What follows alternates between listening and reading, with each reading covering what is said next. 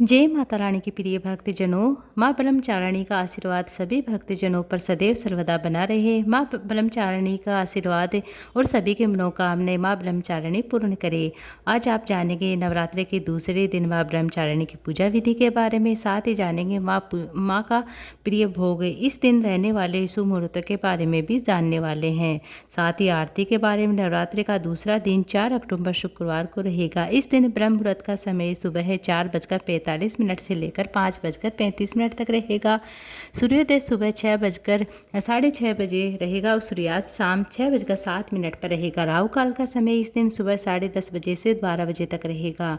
अमृत काल का समय इस दिन 11:24 से लेकर दोपहर 1 बजकर रहेगा। अभिजीत मुहूर्त सुबह 11:51 से लेकर दोपहर 12:38 के बीच में रहेगा। आज के दिन पूजा का शुभ मुहूर्त सुबह 5:03 से लेकर आप 6 बजे तक कर सकते हैं। शाम की पूजा का शुभ मुहूर्त रहेगा शाम 6 बजे से 7 बजे के बीच में। नवरात्रि के दूसरे दिन माँ ब्रह्मचारिणी की पूजा की जाती है। माँ के इस अवतार का अर्थ तप का आचरण करने वाली देवी मानी जाती हैं। इनकी भुजाओं में जप की माला और इनके दाईं बाईं भुजा में कमंडल है। शास्त्रों के अनुसार माँ ब्रह्मचारिणी ने अपने पूरे जन्म में हिमालय के घर पुत्री स्वरूप में जन्म लिया था। भगवान शिव को पति के रूप में प्राप्त करने के लिए उन्होंने घोर तपस्या की थी। यही कारण है कि उनका नाम ब्रह्मचारिणी पड़ा है।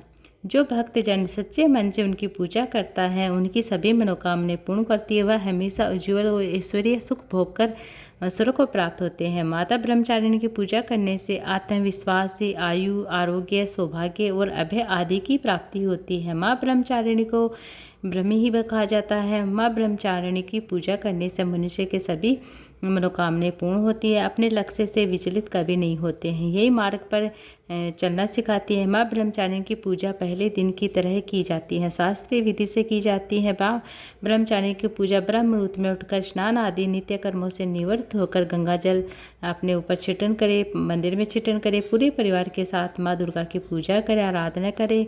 माँ ब्रह्मचारिणी की पूजा में पीले वस्त्र का प्रयोग किया जाता है, पीले रंग का प्रयोग किया जाता है। पीले रंग की पूजन सामग्री माता को अर्पित की जाती है। माता का पंचामृत से स्नान किया जाता है, रोली कुमकुम अर्पित किए जाते हैं, धूप दीप लगाए जाते हैं। माता को धूप दीप दिखाएं। इस दिन माता को पीले पुष्प, पीला श्रृंगार और पीले मिठाई का भोग लगाया जाता है। नवरात्रि के दिन आपको कोई भी विशेष रंग का कोई पूजन सामग्री या प्रिय रंग भोग ना मिले तो आप हर दिन माता को लाल पुष्प चढ़ा सकते हैं। हर दिन भोग में लौंग इलायची का भोग जरूर चढ़ाए, क्योंकि अगर मन के भाव सच्चे होते हैं तो माँ सभी की मनोकामनाएं पूर्ण करती हैं। विशेष भोग का भाव करने से मानसिक रूप से माता को भी अर्पित कर सकते हैं। धूप दीप लगाकर माता को धूप दीप दिखाइए। यदि आपके पास कलश की स्थापना की है तो आपने कलश की पूजा करें, नवग्रहों की पूजा करें। उसके बाद मंत्रों का जाप करते हुए सच्चे मन से व्रत की कथा का पाठ करें, श्रवण करें। दुर्गा चालीसा पाठ करने के बाद आप दुर्गा सरस्वती जो भी दुर्गा सप्तशती पाठ कर सकते हैं, दुर्गा कवच पाठ कर सकते हैं। आपको उन्हें पढ़ना चाहिए, सुनना चाहिए। इसके बाद आप कपूर गौरम आरती कर सकते हैं। भोग सबसे पहले अंत में माता आरती को भोग अंत में आप अर्पित करें। माता क्षमा याचना मांगे। इस दिन आप माता रानी को बेसन के लड्डू या फिर दूध से बनी हुई कोई भी पीली मिठाई आप कलर डाल कर भोग लगा सकते हैं। पूजा करने के साथ ही आप सबके अंत में आप हाथ जोड़कर माता रानी सच्चे मन से क्षमा याचना मांगिए, ताकि पूजा में हुई कोई भी गलती के लिए, कोई भी आप त्रुटि के लिए आप क्षमा याचना मांगे और आपकी पूजा का माता रानी स्वीकार करे। इस दिन यदि उपवास रखना चाहते हैं तो उपवास रखें। शाम के समय एक बार फिर आप साफ सुथरे वस्त्र धारण कर स्नान करके आप माता रानी का पूजन करें, धूप दीप लगाए। संभव हो तो आप कथा का पाठ करें, श्रवण करें। अगर समय नहीं हो तो आप शाम के समय आप दुर्गा चालीसा का पाठ कर सकते हैं। आरती करके माता रानी को भोग लगाए। शाम को भोग लगाने के लिए आपको फलाहार आपने लिया जो भी आप माता रानी को भोग लगा सकते हैं। खुद प्रसाद के रूप में अपने परिवारजनों को बांटे, उसका एक हिस्सा देने का प्रयास करिए। यदि कन्या का ना मिले तो आप गौ माता को भी कन्या का हिस्सा खिला सकते हैं। यदि ब्रह्मचारिणी के विशेष पूजन मंत्रों के बाद माँ ब्रह्मचारिणी की पूजा का मंत्र ओम देवी ब्रह्मचारिणी नमः मंत्र का आप जप कर सकते हैं। इस तरह से पूजा की जाती है। फिर आरती करें। इस तरह से